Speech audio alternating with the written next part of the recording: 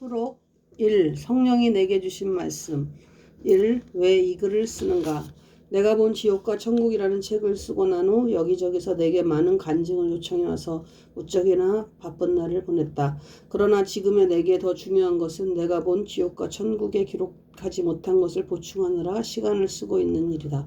어쩌면 내가 하고 싶은 간증은 제발 간증 같은 것에 얽매이지 마세요. 중요한 것은 성경이지 간증이 아닙니다. 이제 남은 것은 모두가 깨어일어나 기도하고 성령 받아 선교하는 것입니다. 나의 왕국을 세우려 하지 말고 그리스도의 왕국을 세우는 데 힘쓰세요.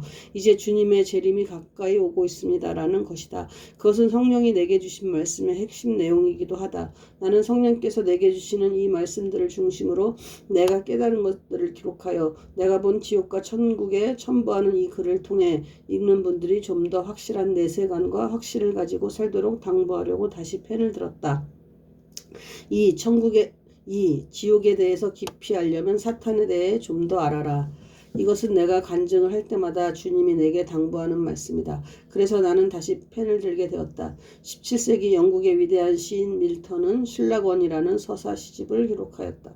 처음에는 10권이었으나 후에 2권을 더해 12권으로 출판했고 그것도 실명한 뒤여서 구술을 했었다. 그의 책에 사탄은 바로 지옥이라는 말이 나오는데 주님의 말씀은 바로 이 밀턴의 말과 맥이 통하는 말이다. 분명히 밀턴은 육의 눈은 잃었지만 영의 세계를 본 사람임에 틀림없다. 그렇다고 내가 신라권에 나오는 내용들을 그대로 받아들이는 것은 결코 아니다. 그것은 성령의 말씀을 기록한 성경이 아니고 그저 주관적인 문학적 관찰일 뿐이기 때문이다. 1. 사탄의 기원은 무엇인가? 어떻게 타락하게 되었는가? 이사야 14장 12에서 15절에 언급하고 있다. 물론 많은 자유주의자들은 그것이 바벨론 왕에 대한 은유적 표현이라고 말한다. 물론 그 말은 절반은 맞는 말이다. 다시 말해서 바벨론 왕의 종말을 예언한 것이면 틀림없다. 그러나 더 중요한 것은 사탄에 대한 문자적 기록이기도 하다는 것을 우리는 기억해야 한다. 요한계시록에 보면 바벨론이라는 말이 많이 나오는데 그것은 이 세상을 묵시문학적으로 표현한 것이다. 따라서 여기서도 그런 맥락에서 이해해야 마땅하다. 계명성이라는 말은 라틴어로 루시퍼인데 별이라는 뜻이다. 그것은 사탄을 의미한다. 이사야 14장 13, 14절에서 주목할 것은 내가 하리라는 말이 5번이나 나오는데 그것은 루시퍼의 교만의 극치를 말한다. 물론 이사야서의 이 말은 요한계시록 22장 16절에서 예수님을 새벽별이라고 한 것과 혼동해서는 안 된다. 마치 요한복음 3장 14, 15절에서 모세가 광야에서 뱀을 만들어 그것을 쳐다본 사람들마다 구원을 받은 것처럼 주님이 십자가에 달려 죽으심으로 그를 믿는 자마다 구원받을 것을 말씀하신 예표와 똑같은 이치이다. 뱀은 사탄을 뜻하기도 하지만 요한복음에서처럼 예수님을 뜻하기도 한다. 따라서 바벨론이 세상 나라를 뜻하기도 하지만 때로는 이사야서에서와 같이 사탄을 뜻하기도 한다. 다소 설명이 지루할 수도 있겠으나 중요한 것은 자유주의자들처럼 많은 사람들이 그것을 깨닫지 못하고 있다는 것이다. 요한계시록 12장 7에서 9절에는 더 분명하게 기록하고 있다. 하늘에 전쟁이 있으니라고 하면서 하나님을 대표하는 미가엘 천사장과 그의 군대가 루시퍼와 그의 군대 악령들과 귀신들과 전쟁을 했다는 것이다. 이것은 하나님께 대한 사탄의 반역이었다. 처음에는 가장 높은 천사장이었던 루시퍼가 교만하여 하나님과 같아지고 그래서 세상을 자기가 지배하려고 하다가 사탄으로 전락한 것이다. 그 결과는 무엇인가? 에스겔 28장에 자세히 나온다. 먼저 하나님의 살에서 쫓김을 받았다. 더 이상 하늘에 머물지 못하고 땅으로 떨어졌다. 본래 루시퍼는 완전한 도장인이었고 지혜가 충족하여 온전히 아름다웠던 천사였다. 영어 성경에는 완전한 모델이었으며 지혜와 아름다움이 극치에 달했다고 번역하고 있다. 루시퍼는 하나님이 창조한 가장 완벽한 피조물인데 전능하신 하나님께서 그런 타락할 천사를 창조했을까? 여기에는 우리가 알 수 없는 하나님의 신비한 섭리가 있다. 구체적으로는 성경이 침묵하기 때문에 확실하게 알 수는 없다. 그러나 루시퍼가 완전히 가까운 존재라고 하더라도 역시 피조물이기 때문에 타락의 가능성을 가지고 창조된 것이다. 다시 말해서 모든 피조물은 다 불완전하기 때문에 자신의 선택에 따라 타락의 가능성이 있다. 루시퍼는 하나님의 자리를 탐냈고 그것을 얻기 위해 결국 다른 천사들을 유혹하여 하나님을 배신하였다. 이사야 14장에 보면 가장 높은 구름에 올라가 지극히 높은 이와 같아지리라고 기록하고 있다. 이것은 오늘날의 우리도 마찬가지이다. 주의를 한다고 하면 취하면서 나의 왕국을 세우고 하나님께 드린 물질을 자기 마음대로 쓰는 사탄이 저지른 과거의 반역을 우리도 반복하고 있기 때문이다. 그러므로 우리에게 가장 큰 시험은 교만이다.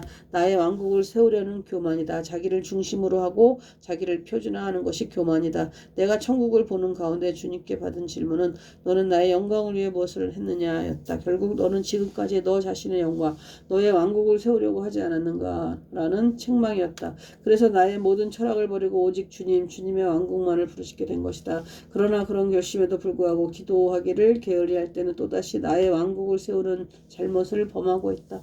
결국 죽을 때까지의 전쟁은 나 자신과의 싸움이다. 그것을 바울은 사륵스 6이라고 표현했다. 3. 사탄의 작전은 변했다.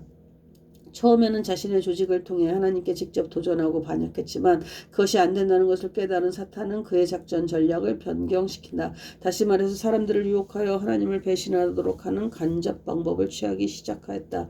인류의 역사가 그것을 증명한다. 첫째로 사탄은 아담과 하와를 유혹하여 선악과를 따먹게 하고 그 원죄로 인해 인류를 멸망시키려고 했다. 창세기 2장 17절에 선악을 알게 하는 나무의 열매는 먹지 말라. 내가 먹는 날에는 반드시 죽으리라고 했다.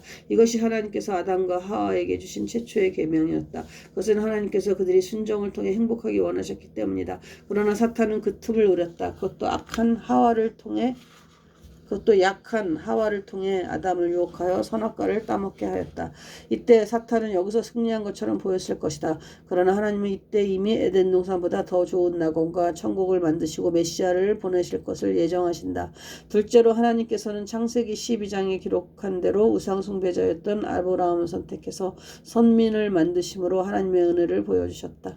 하나님께서는 아브라함과 그의 후손들을 통해 세상에 복음을 전하게 하셨다. 그러나 거짓의 아비인 사탄은 여러 번 아브라함에게 거짓말을 하게 하고 믿음을 지키지 못하게 하였다. 그 외에도 하나님께서는 수많은 선지자들을 보내어 백성들을 깨우치려고 하시면서 하나님의 끝없는 사랑을 그의 백성들에게 보여주신다.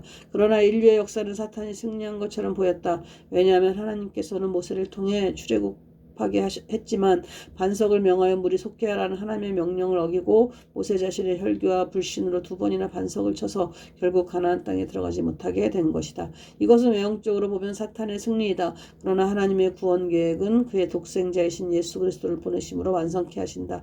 결국 사탄은 하나님의 놀라우신 지혜를 당할 수 없었다. 셋째로 그러나 사탄의 방해는 더욱 잔인이라고 간교해졌다. 아기 예수님이 태어날 때 헤롯 왕을 통해 아기 예수님을 제거하려고 했기 때문이다. 동방 박사들이 헤롯에게 예수님의 탄생지를 알려주지 않았을 때는 베들레헴의 2살 이하의 모든 사내들을 죽이게 했다. 그런데 놀라운 것은 예수님이 12살 되던 해부터 30세가 될 때까지 성경에는 아무런 기록도 없다. 그것이 하나님의 놀라운 섭리라고 믿는다. 하나님의 계획을 사탄에게 숨겨 예수님을 보호하려는 계획이 있었기 때문이다. 그래서 우리는 예수님에 관해 그 기간 동안 일어난 일을 전혀 모른다. 사탄은 예수께서 공생애를 시작하려고 했을 때 3가지 시험을 통해 예수님을 방해하려고 했다. 그것은 예수님의 메시아 의식을 의심케 하고 메시아로서 사명을 감당치 못하게 하려는 고도의 전략이다. 그러나 예수께서 사탄의 시험에 대해 승리하심으로 사탄은 처음으로 실패감을 느끼게 된다. 사탄을 헤롯 때 사용한 방법으로 예수님을 죽이려 하였다. 그것은 바로 세상에서 흔히 하는 정치적 방법이었다. 그래서 가룟 유다를 유혹하는 데 성공했고 그 결과 마침내 예수님은 당시 큰 죄인들에게만 사용하는 사형 방법인 십자가를 지셨다. 예수님이 엘렐리 라마 사박다니 하면서 괴로워했을 때 사탄은 자신의 승리를 믿었을 것이다. 그러나 예수께서 다 이루었다고 했을 때 사탄은 불안하기 시작했을 것이다. 그래서 예수님이 장사된 무덤의 문을 열지 못하도록 성인 6명이라 옮길 수 있는 큰 돌로 막아놓고서도 불안해서 로마의 병정들에게 지키게 하였다. 그러나 주님은 예언하신 말씀대로 사흘 만에 부활하셨다. 그러자 사탄은 급한 나머지 유대인들의 지도자들을 통해 시체 도난설을 퍼뜨려 무마하려 했으나 하나님께서는 부활하신 주님을 만난 사람들마다 변화시켜 부활의 증인이 되게 하셨다. 우리는 역사에 대해서 사탄이 행한 유혹의 치밀한 방법을 기억해야 한다. 우리의 지혜로는 도저히 사탄을 이길 수 없고 오직 기도하며 얻는 성령의 지혜로만 승리할 수 있다. 3. 마지막 때의 사탄의 전술 전략은 무엇인가? 지금 사탄은 자기의 때가 얼마 남지 않은 것을 잘 알고 있다. 그래서 사탄은 다른 어떤 때보다도 격렬하게 우리를 유혹하고 시험하고 있다. 나는 그것을 경고하기 위해서 2004년 국민일보에 연재한 영적 전쟁을 책으로 출판했고 여기에 그 일부를 소개한다. 사탄의 전술 전략은 교만, 절망, 비교의식, 의심과 불신, 거짓말, 미움, 불평과 원망, 지연작전, 불성실, 외식, 세속주의, 황금만능주의, 개임, 좀비. 처음에는 부활한 시체를 일컫는 말이었으나 지금은 악성 바이러스에 감염된 사람들을 뜻한 등이다. 4. 지옥은 어떤 곳인가? 1. 지옥이라는 우리말은 사실은 불교에서 나온 말이다. 성경에 게헨나로 되어 있는 것을 다른 말로 표현할 수 없어서 그렇게 번역하였다. 우리나라는 삼국시대 이후에 불교의 영향을 많이 받아 우리가 사용하는 용어 중 많은 부분이 불교의 영향을 받고 있다. 나는 성서라는 말보다는 성경이라는 말을 애용하는데 그것도 따지고 보면 불교의 경전이란 말에서 온 것이다. 불교에서는 136가지 종류의 지옥 가운데 파멸지옥과 파란 지옥을 가장 무서운 지옥으로 보고 있다. 그러나 그것은 인간이 만든 가공적 세계이다. 이미 우리말이 된 모든 불교의 용어를 버릴 필요는 없지만 그것이 다른 의미일 때는 그것을 바로 해석할 필요가 있다. 예를 들면 우리가 많이 쓰는 신바람이란 말은 무당이 신이 올라 황홀지경에 들어가 춤추는 것을 말하고 또 하느님이란 말은 하늘이란 말에다가 님자를 붙인 말이기 때문에 성경에서 말하는 야훼 하나님은 아니다. 이 본래 게헨나는 열왕기하 23장 10절에 보면 흰놈의 아들 골짜기로 되어 있는데 이것이 신약에서는 헬라어로 게헨나로 기록되어 있다. 구약에는 스올, 음부로 되어 있는데 그것을 신약에서는 게헨나로 기록한 것이다. 게헨나는 문자적으로는 예루살렘의 서남쪽에 있는 골짜기로서 쓰레기 소각장, 불이 꺼지지 않는 역겨운 장소를 말한다. 하루 종일 쉬지 않고 쓰레기를 태우는 불과 연기, 심지어 몰렉 신에게 희생제물로 바친 어린아이들의 시체까지 있었다. 그곳의 특징은 불이 항상 타오른다는 점이다. 3. 그러면 예수께서 이 용어를 사용하실 때 예루살렘의 서남쪽에 있는 쓰레기 소각장을 말한 것인가? 아니다. 주님은 당시 사람들이 가장 잘 이해할 수 있는 용어를 사용하시되 묵시문학적인 관점에서 말씀하신 것이다. 제자들이 주님이 말씀하신 게헨나라는 말에 대해 질문하지 않은 것으로 보아 저들은 그 말을 잘 이해했던 것으로 보인다. 안타까운 것은 성경 어디에도 지옥에 대한 자세한 설명은 없다. 있다면 마태복음 5장 22절, 29절, 30절, 10장 28절, 18장 9절, 좀 더 세밀하게는 누가복음 16장 19에서 31절에 나오는 부자와 나사로의 비유이다. 문제는 이것을 비유라고 했을 때 그것을 교리화하는 것은 원칙적으로는 잘못이다. 일반적으로 비유는 진리를 설명하기 위한 단순한 예화요 이야기다. 그러나 부자와 나사로 비유에서는 나사로라는 이름이 나오는 것으로 보아 그는 실제 있었던 인물이요 그 이야기는 실제 사건임을 말해주기 때문에 예화라고 할 수 있다. 본래 나사로라는 이름은 하나님께서 도우시는 자라는 뜻인데 그 비유에서 이름을 쓴 것은 실제 인물이기 때문이다. 따라서 이 비유는 실제로 있었던 예화로서 문자적으로 믿고 교리화에도 무방한 구절이다. 나는 여러 번 음성으로 주신 말씀을 여기에 기록한다. 천국과 지옥이 있는데 많은 사람들이 준비를 하지 않고 있다는 성령의 경고이다. 문제는 목회자들 중에도 그런 이들이 적지 않게 있다. 가장 대표적인 사람이 미국의 복음주의파에 속한 롬벨 목사이다. 그는 미시간주에 있는 마스실 바이블 교회 담임 목사로 지옥은 없다고 하면서 보편적 구원론을 주장한다. 그는 복음주의자로 널리 알려져 있는데 지옥은 없으며 인간은 다 죽어서 천국으로 간다고 하였다. 그의 주장은 타임지에도 실렸는데 많은 미국 사람들에게 충격을 주고 있다. 그러나 지옥은 누가 뭐라 해도 확실히 있다. 내가 그 환상을 보았고 중요한 것은 예수님과 성경이 그렇게 말하고 있다. 그러므로 우리는 성령이 교회들에게 하시는 말씀을 들어야 한다. 하나님은 살아계신데 왜 지옥에 보내겠느냐. 지옥 이야기는 우리에게 선하게 살라고 하는 일종의 교훈적 공갈이다.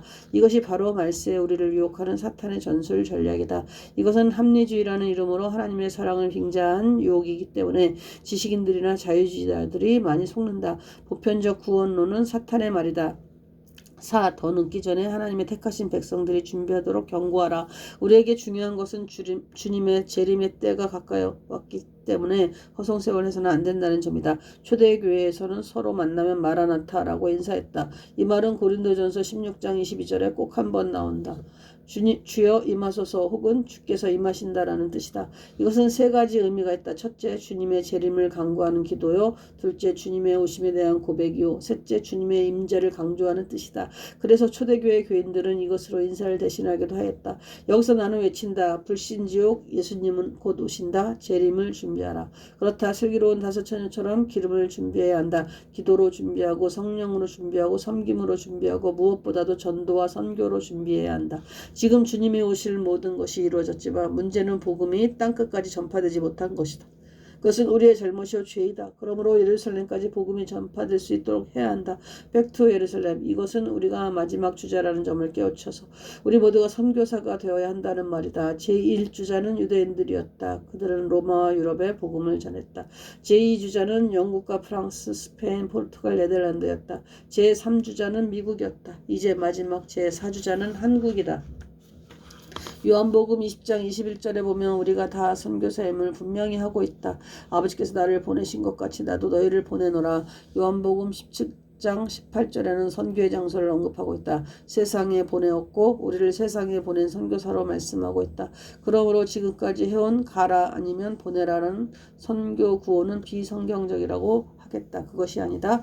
우리는 다 선교사로 보냄을 받은 자들이다. 해외뿐 아니라 국내 어디든 심지어 직장과 가정 그 무엇이든 다 세상에 속한다. 그러므로 우리는 다 선교사이다. 가자 선교의 사명자로서 세상으로 나가자.